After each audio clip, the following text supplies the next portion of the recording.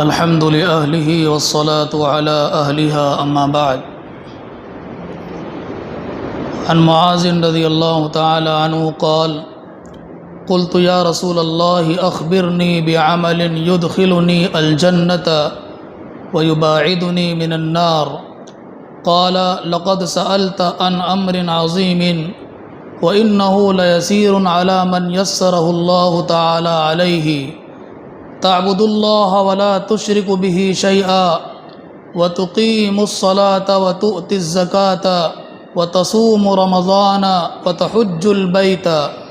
ثم قال: ألا أدلك على أبواب الخير؟ الصوم جنة والصدقة تطفئ الخطيئة كما يطفئ الماء النار، وصلاة الرجل في جوف الليل.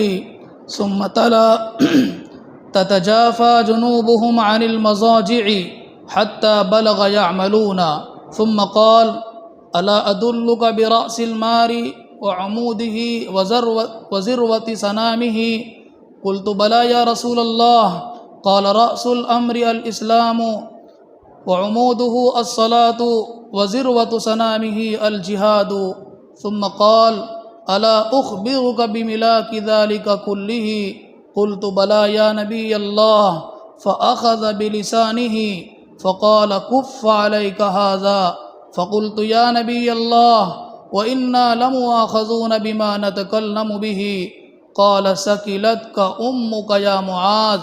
وهل يكب الناس في النار على وجوههم أو على مناخرهم إلا حصائد ألسنتهم. رواه أحمد والترمذي وابن ماجة رحمهم اللہ.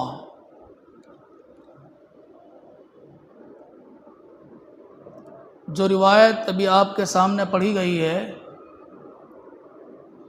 صحابی رسول حضرت معاذ ابن جبل رضی اللہ تعالی عنہ سے مروی ہے.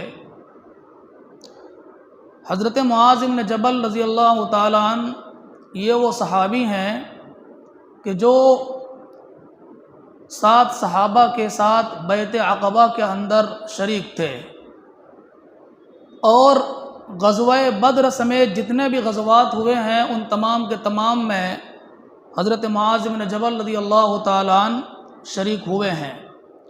اللہ کے نبی صلی اللہ علیہ وسلم نے ان کو یمن کا گورنر اور وہاں کا قاضی اور معلم اور مدرس بنا کر کے بھیجا تھا. بہت ہی کم عمر میں سن 38 سال کی عمر میں حضرت معاذ رضی اللہ تعالیٰ عنہ کا انتقال ہو گیا تھا. تو یہ روایت حضرت معاذ ہی سے ہے. وہ کہتے ہیں کہ ایک مرتبہ میں نے اللہ کے رسول صلی اللہ علیہ وسلم سے کہا کہ آپ مجھے ایسا کام بتا دیجئے کہ وہ کام مجھے جنت میں داخل کر دے اور جہنم سے دور کر دے. یہ بات اس وقت حضرت معاذ بن جبل رضی اللہ تعالی عنہ نے نبی پاک علیہ الصلوۃ والسلام سے کہی تھی جب کہ اللہ کے نبی صلی اللہ علیہ وسلم غزوہ تبوک کے لیے نکل رہے تھے. اس وقت بڑی شدت کی گرمی تھی. صحابہ کرام گرمی کی وجہ سے منتشر ہو گئے تھے، حضور سے دور دور جا کر بیٹھے تھے. تو حضرت معاذ کہتے ہیں سب سے زیادہ قریب نبی پاک صلی اللہ علیہ وسلم سے میں ہی تھا. تو میں نے اس وقت یہ سوال کیا کہ اللہ کے نبی آپ مجھے کوئی ایسا کام بتائیے کہ اس کام کی وجہ سے اللہ تعالیٰ مجھے جنت میں داخل کر دے براہ راست، جہنم میں نہ جانا پڑے، بغیر جہنم میں جائے ڈائریکٹ مجھے اللہ تعالیٰ جنت میں داخل کر دے اور جہنم سے پورے طور پر بچا لے. ایسا کام مجھے بتائیے اے اللہ کے نبی.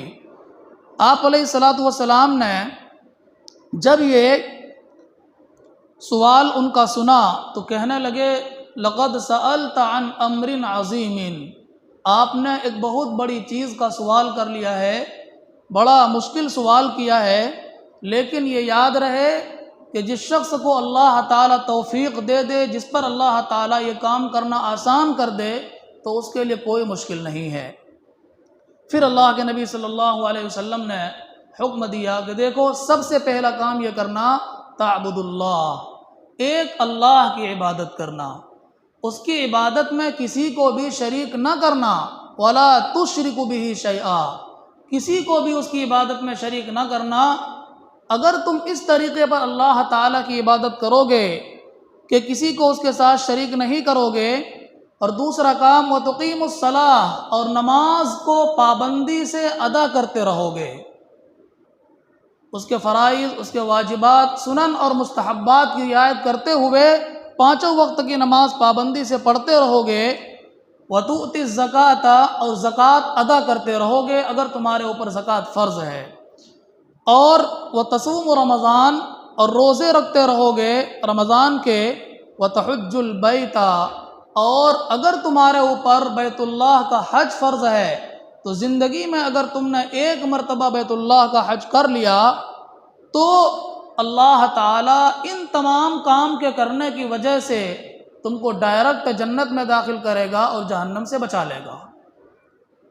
اللہ کے نبی صلی اللہ علیہ وسلم نے ایمان کے بعد صرف 4 کام کرنے کے لیے کہا ہے۔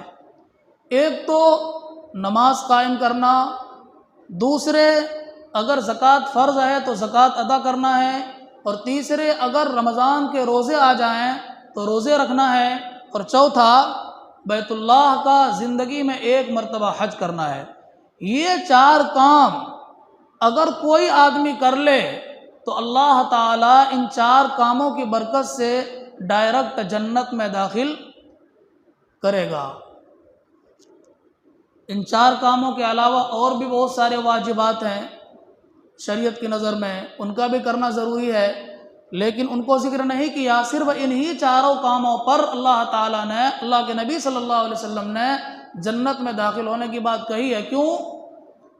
اس کی وجہ یہ ہے کہ یہ 4 کام ایسے ہیں کہ اگر آدمی ان 4 کاموں پر مواظبت کر لیتا ہے، پابندی کر لیتا ہے، مسلسل عمل کرنے لگتا ہے، تو دوسرے جو چھوٹے چھوٹے کام ہیں یا دوسرے جو واجبات اور ضروریات ہیں ان سب کو کرنا آدمی کے لیے آسان ہو جائے گا۔ اگر کوئی آدمی 5 وقت کی نماز پابندی سے پڑھتا ہے تو کیا وہ چغل خوری سے نہیں بچے گا؟ یقیناً بچے گا۔ دوسرے کی برائی کرنے سے بچے گا، دوسرے کی غیبت کرنے سے بچے گا، دوسرے کا مال ناجائز طریقے پر کھانے سے بچے گا، دوسرے کی عزت لوٹنے سے بچے گا۔ ان الصلاۃ تنہی عن الفحشاء والمنکر، قرآن میں کہا اللہ رب العزت نے کہ نماز تو ایسی چیز ہے جو تمام بری کاموں سے انسان کو روک دیتا ہے، نماز پڑھنے والوں کو روک دیتا ہے۔ تو اس لیے حضور نے فرمایا کہ اگر نماز کی پابندی کرنے لگو گے، زکوٰۃ دینے لگو گے، تو زکوٰۃ دینے کی وجہ سے مال کی محبت کم ہو جائے گی، تو دوسرے کی مدد کرنا تمہارے لیے آسان ہو جائے گا، جو صدقات واجبہ ہے اس کے اندر مال خرچ کرنا آسان ہو جائے گا، تو نماز پڑھنے سے دیگر برائیوں سے رکنا آسان ہوگا، اور زکوٰۃ دینے سے مال کی محبت جو تمام گناہوں کی جڑ ہے، آدمی مال کی محبت میں پتہ نہیں کیا کچھ کر بیٹھتا ہے، تو اگر زکوٰۃ دیتا رہے تو آدمی کے دل سے مال کی محبت ختم ہوگی، کم ہوگی، جس کی بنیاد پر دوسری برائیوں سے بچے گا۔ اسی طرح جب رمضان کے روزے رکھے گا تو روزے رکھنے کی وجہ سے خواہشات نفس پر کنٹرول ہوگا، آدمی دوسرے برائیوں سے بچے گا۔ جب پیٹ میں بھوک لگی ہوتی ہے تو شیطان اس کے اوپر اپنا زور نہیں ڈال سکتا، اس کے اوپر شیطان کا بس نہیں چلا کرتا۔ اگر کسی آدمی کو بھوک لگی ہو تو اللہ تعالیٰ کی جانب رجوع کرنا اس کے لیے آسان ہوتا ہے، اللہ تعالیٰ کی یاد کرنا اس کے لیے آسان ہو جاتا ہے۔ اس لیے اگر روزہ رکھے اور اس کے بعد بیت اللہ کا حج کر لے تو یہ 4 چیزیں ایسی ہیں کہ ان کے کرنے کے بعد آدمی کے لیے دوسری چیزوں سے بچنا آسان ہو جائے گا۔ تو گویا کہ اللہ کے نبی صلی اللہ علیہ وسلم کے کہنے کا مطلب یہ ہوا کہ اگر تم نے تمام کے تمام مأمورات پر، جتنی چیزوں کا اللہ رب العزت نے حکم دیا ہے ان تمام کے تمام چیزوں پر عمل کر لیا، اور جتنی چیزوں سے اللہ تعالیٰ نے منع کیا ہے ان تمام سے تم بچ گئے، تو تم ڈائریکٹ جنت کے اندر داخل ہو جاؤ گے، تمہیں جہنم میں جانا نہیں پڑے گا۔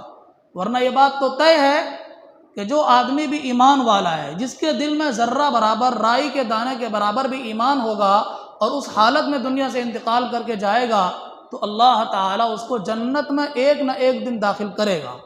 یہ الگ بات ہے کہ کچھ غلطیوں کی وجہ سے، فرائض و واجبات میں کوتاہی کی وجہ سے شروع میں جہنم میں جانا پڑ جائے، لیکن ایک مقررہ مدت تک کے لیے جانا پڑے گا، ہمیشہ ہمیش کے لیے مسلمانوں کو، ایمان والوں کو جہنم میں نہیں رہنا پڑے گا، بلکہ نکال کر کے جنت کے اندر داخل کر دیا جائے گا۔ تو یہاں جو حضرت معاذ نے پوچھا ہے کہ مجھے ایسا کام بتائیے جو جنت میں داخل کر دے، تو اس کا مطلب یہ ہے کہ جو ڈائریکٹ جنت میں داخل کر دے، جہنم میں جانا نہ پڑے۔ یہ تو اصل سوال کا جواب اللہ کے نبی صلی اللہ علیہ وسلم نے دے دیا۔ پھر مزید جنت کے درجات میں ترقی کرنے کے لیے، اونچے درجے حاصل کرنے کے لیے اللہ کے نبی صلی اللہ علیہ وسلم نے کچھ اور باتیں بھی بتائی ہیں، جس کو ہم نوافل سمجھتے ہیں، ایگزائٹ چیز سمجھتے ہیں۔ یہ جو نوافل شریعت کے اندر مشروع ہے اور شریعت کے اندر موجود ہے، چاہے وہ نفل نماز ہو، نفل روزہ ہو یا نفلی صدقہ خیرات ہو، ایسا نہیں کہ اس کی کوئی اہمیت نہیں ہے، بڑی اہمیت ہے اس کی۔ ان سب چیزوں کی اتنی بڑی اہمیت ہے کہ آدمی جنت میں داخل ہونے کے بعد انہی سب چیزوں کی وجہ سے بلند درجے حاصل کرے گا۔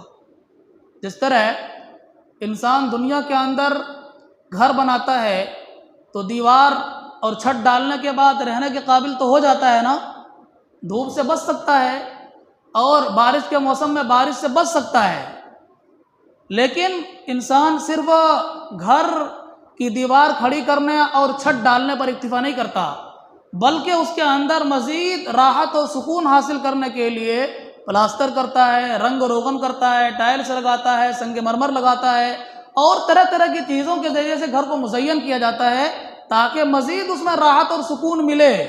اسی طریقے پر سمجھیے کہ اللہ تعالیٰ نے فرائض کے ساتھ کچھ نوافل کو ہم پر اس لیے ضروری قرار دیا ہے کہ اگر ہم ان نوافل کا اہتمام کریں گے تو اس کی وجہ سے جنت کے اندر مزید راحت و سکون ملے گا، مزید ہمارے درجے اونچے ہو جائیں گے۔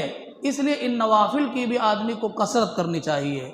فرض نماز کے پڑھنے پر یا واجب کے پڑھنے پر، فرض روزے کے رکھنے پر یا واجب روزے کے رکھنے پر، یا فرض زکوٰۃ کو ادا کرنے پر، واجب زکوٰۃ کو ادا کرنے پر اکتفا نہیں کرنی چاہیے، بلکہ الگ سے بھی کچھ کام اپنی طرف سے جو اللہ تعالیٰ نے ہم پر فرض نہیں کیے ہیں کر لینا چاہیے تاکہ اللہ تعالیٰ جنت کے اندر ہمارے درجوں کو بلند کرے۔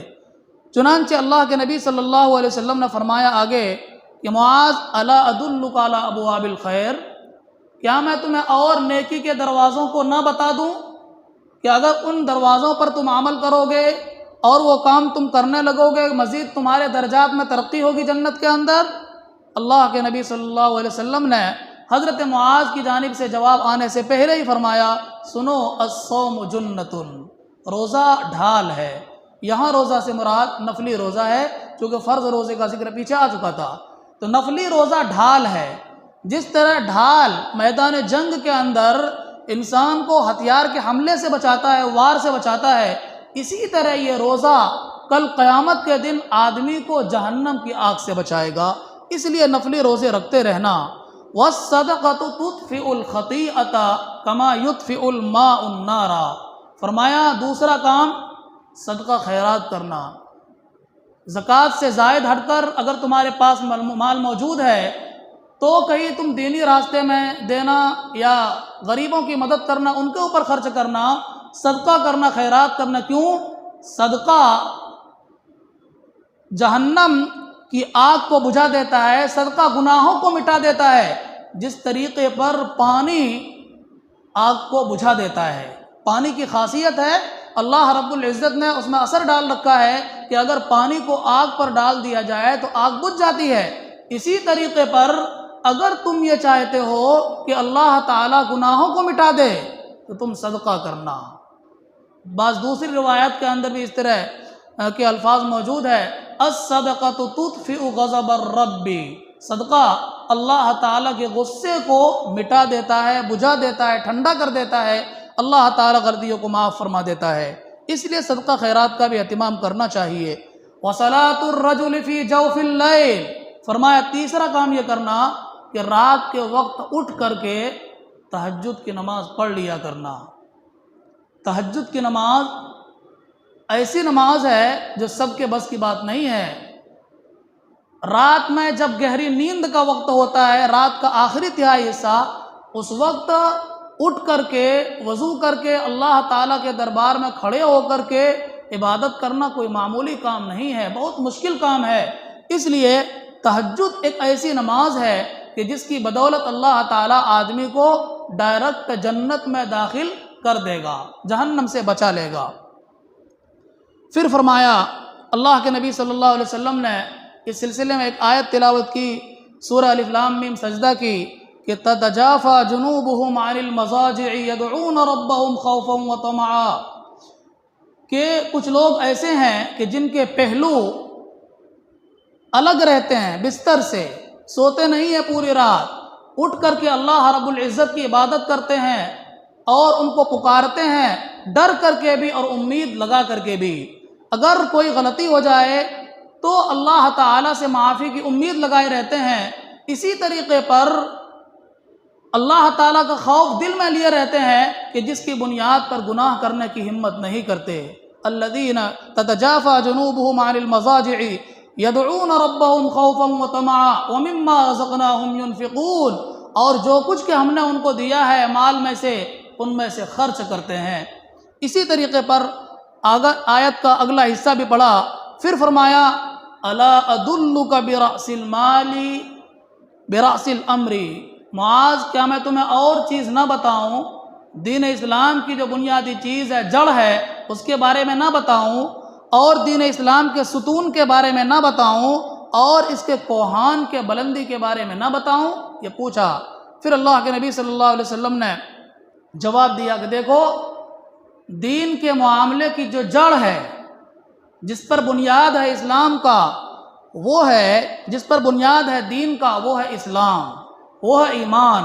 ایمان نہیں ہے، اللہ تعالیٰ کی ذات و صفات پر یقین نہیں ہے، تو چاہے آدمی جتنے اعمال کر لے، جتنی نمازیں پڑھ لے، جتنی زکوٰۃ دے دے، حج کر لے، روزے رکھ لے، تمام دنیا بھر کی نیکی کر لے، کوئی فائدہ نہیں ہوگا۔ ایمان لانے کے بعد ساری چیزیں معتبر ہوتی ہیں۔ تو اسلام امر کی جڑ ہے اور راس ہے۔ اور پھر فرمایا اسلام کا جو ستون ہے وہ نماز ہے۔ ایک عمارت، اسلام ایک عمارت ہے، عمارت کے باقی رہنے کے لیے پیلر اور ستون کا ہونا ضروری ہے۔ تو جب تک نماز نہیں پڑھو گے اسلام باقی نہیں رہے گا۔ کبھی بھی اس عمارت کی گارنٹی نہیں دی جا سکتی کہ جو ستون کے اوپر کھڑی نہ کی گئی ہو، کبھی بھی گر سکتی ہے وہ۔ اسی طریقے پر اگر مسلمان ہو گئے ہو، ایمان لے آئے ہو اور نماز نہیں پڑھ رہے ہو، تو تمہارے ایمان کی کوئی گارنٹی نہیں ہے۔ کب تم ایمان سے نکل جاؤ گے کچھ نہیں کہا جا سکتا ہے۔ اس لیے نماز کی پابندی کیا کرنا۔ وَذِرْوَةُ صَنَامِهِ الْجِهَادُ، اگر اسلام کو بلند کرنا چاہتے ہو، تمام ادیان پر غالب کرنا چاہتے ہو، تو ایک ہی راستہ ہے، جہاد۔ اللہ تعالیٰ کے کلمے کو بلند کرنے کے لیے دشمنوں سے، جو اللہ تعالیٰ کے دین کے اوپر عمل کرنے میں روڑے بن رہے ہیں، رکاوٹ بن رہے ہیں، ان سے جہاد کرنا یہ اسلام کی بلندی کا سبب ہے، اس لیے جہاد بھی کرنا ہے۔ پھر فرمایا الا اخبرک بملاک ذلک کلہ، ان تمام چیزوں کو جو مضبوط کرنے والی ہے، کیا میں ایسی چیز نہ بتا دوں؟ حضرت معاذ بن جبل رضی اللہ عنہ نے فرمایا کیوں نہیں اللہ کے نبی، ضرور بتائیے۔ تو آپ علیہ السلام نے اپنی زبان مبارک پکڑ کر ارشاد فرمایا معاذ کف علیک لسانک، یہ جو زبان ہے تمہارے منہ کے اندر، اس پر لگام ڈال دو، اس کو روکے رکھو، اس کو زیادہ نہ چلائے کرو۔ تو پوچھا حضرت معاذ نے اے اللہ کے نبی، کیا ہم زبان سے نکلی ہوئی ہر بات پر بھی ہمارا مؤاخذہ کیا جائے گا اور ہمیں ہمارا حساب و کتاب لیا جائے گا؟ اللہ کے نبی صلی اللہ علیہ وسلم نے تعجب کے طور پر حیرت کا اظہار کرتے ہوئے فرمایا ثقلت کا امک یا معاذ، معاذ تیری ماں تجھے گم کر دے۔ یہ جملہ بظاہر بددعائیہ جملہ ہے، لیکن بددعا دینا مقصود نہیں ہے۔ حیرت کا اظہار کر رہے ہیں اللہ کے نبی کہ تمہیں اتنی بھی بات معلوم نہیں ہے، انسان کو عام طور پر جہنم کے اندر زبان سے نکلی ہوئی باتوں کی بنیاد پر ہی ڈالا جائے گا۔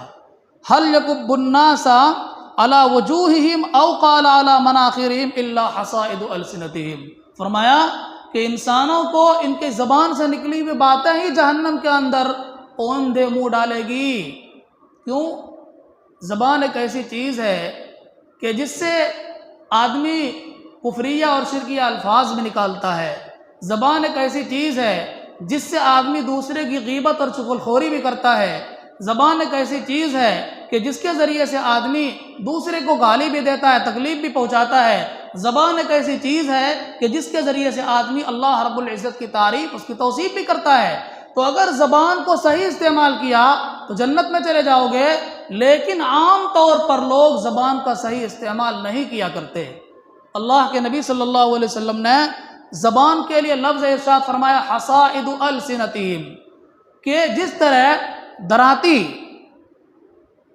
سر کے ذریعے سے جب گھاس کاٹا جاتا ہے تو وہ دراتی پھر یہ نہیں دیکھتی کہ میں ہری گھاس کاٹ رہا ہوں یا سوکھی گھاس کاٹ رہا ہوں، جو بھی اس کے نیچے آئے ہر طرح کی گھاس کو کاٹ ڈالتی ہے۔ اسی طریقے پر جس آدمی کی زبان چل جاتی ہے تو پھر وہ یہ نہیں دیکھتا کہ میں ایسی بات اپنی زبان سے نکال رہا ہوں کہ جو اللہ تعالیٰ کی رضامندی کا سبب ہے یا اللہ تعالیٰ کی ناراضگی کا سبب ہے، ہر طرح کی بات زبان سے نکالتا ہے۔ اس لیے جہاں تک ہو سکے انسان کو اپنی زبان پر کنٹرول کرنا چاہیے۔ اللہ کے نبی صلی اللہ علیہ وسلم نے ایک دوسری حدیث کے اندر ارشاد فرمایا من یضمن لی ما بین لحییہ وما بین رجلیہ اضمن لہ الجنہ، جو آدمی دونوں جبڑوں کے درمیان کی چیز کو یعنی زبان کی گارنٹی لے لیتا ہے اور دو رانوں کے درمیان کی چیز یعنی شرمگاہ کی گارنٹی لے لیتا ہے، تو میں ضمانت لیتا ہوں کہ قیامت کے دن اس کو جنت میں داخل کرواؤں گا، جہنم سے نجات دلا دوں گا، صرف ان دونوں چیزوں کو بچانے کی وجہ سے۔ زبان کی حفاظت کر لے، شرمگاہ کی حفاظت کر لے تو اللہ تعالیٰ اس کی وجہ سے اس کو جنت میں داخل کرے گا۔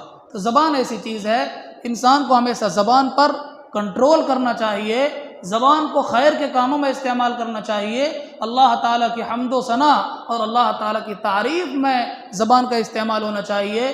دوسرے کی چغلخوری، غیبت اور گالی گلوچ میں، گناہ کے کام میں زبان کا استعمال کرنے سے حتی الامکان کوشش کرنی چاہیے۔ اللہ تعالیٰ ہم سب کو نبی پاک علیہ الصلاۃ والسلام کے ارشادات کے مطابق اپنی زندگی گزارنے اور ہر عمل کرنے کی توفیق عطا فرمائے۔ وآخر دعوانا ان الحمد للہ رب